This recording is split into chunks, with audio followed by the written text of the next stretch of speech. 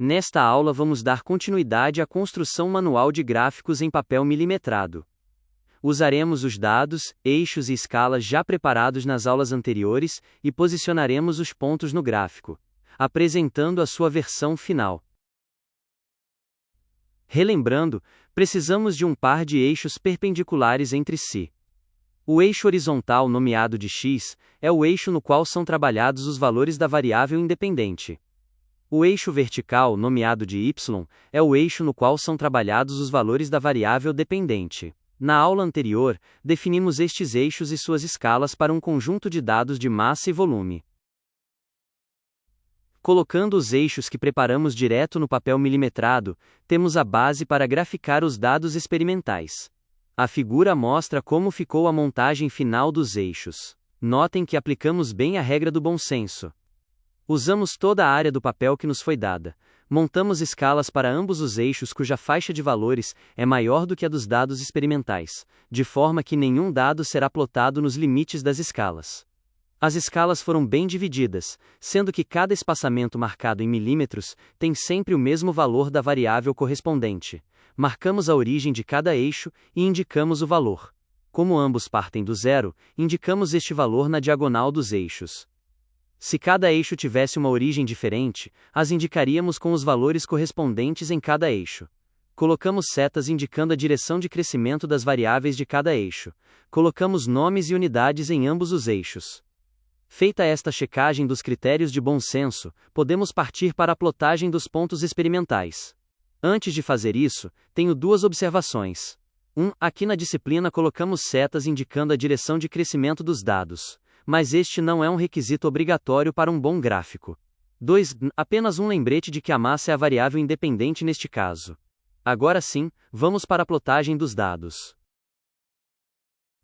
Vamos começar com o par ordenado, 9 gramas, 49 centímetros cúbicos. Então, para o dado experimental 9 gramas, executamos uma regra de 3 simples, usando a proporção estabelecida pela escala que desenvolvemos.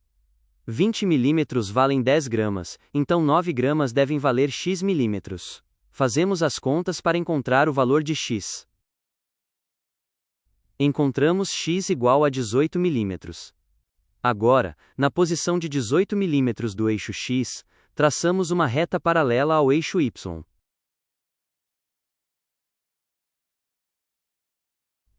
Fazemos o mesmo para o dado experimental 49 centímetros cúbicos, executando uma regra de 3 simples, usando a proporção estabelecida pela escala que desenvolvemos para o eixo y. 20 milímetros valem 50 centímetros cúbicos, então 49 centímetros cúbicos devem valer x milímetros. Fazendo as contas, encontramos o valor de x igual a 19,6 milímetros. Então, na posição de 19,6 milímetros do eixo y, traçamos uma reta paralela ao eixo x. Encontrar exatamente a posição de 19,6 milímetros na escala do eixo y é desafiador por causa da precisão das marcações do papel milimetrado, ou ainda da régua comum que normalmente usamos nas confecções de gráficos. Meu conselho nesta etapa do curso é: apenas faça o seu melhor para localizar o ponto. Agora, marcamos o ponto na intersecção das retas paralelas aos eixos que traçamos. A marcação do ponto deve ser bem visível e pequena o suficiente para não causar dificuldade para a identificação do valor por uma pessoa que queira analisar o gráfico que você fez. Podemos também fazer uso de formas variadas para marcar o ponto, tais como quadrados, triângulos, cruzes, asteriscos e outras. Fazemos o mesmo procedimento para todos os pontos.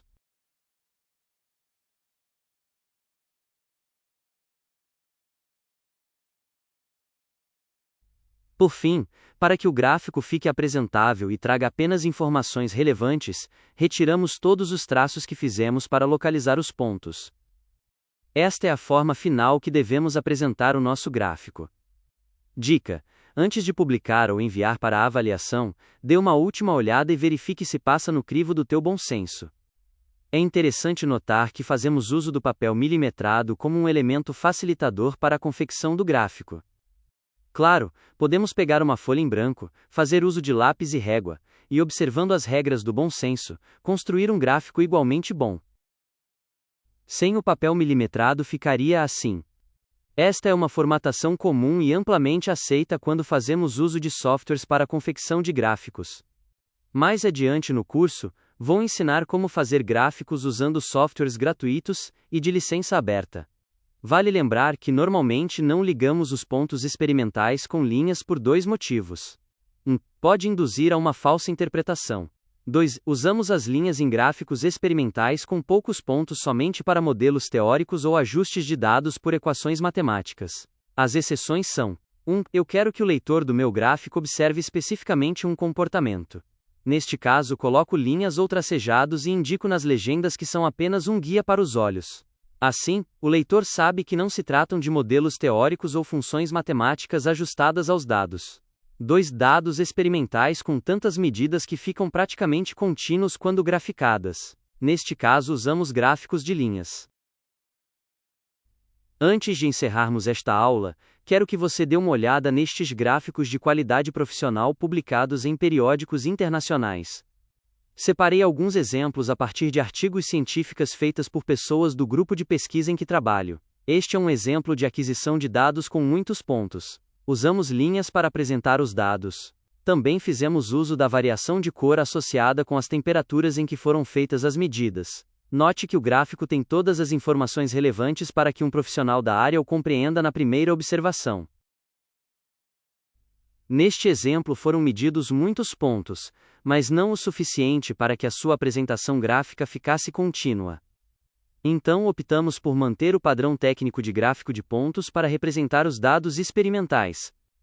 Note que inserimos um detalhe em ambos os painéis das figuras para apresentar medidas adicionais que reforçam os dados principais. E neste último exemplo que separei, temos os dados experimentais representados por pontos e um modelo teórico, o qual tenta explicar os dados reais, graficado como linha. Note que descrevemos isso na legenda da figura para ficar bem claro ao leitor. Na próxima aula, vamos aprender a fazer um tipo de análise gráfica para dados lineares.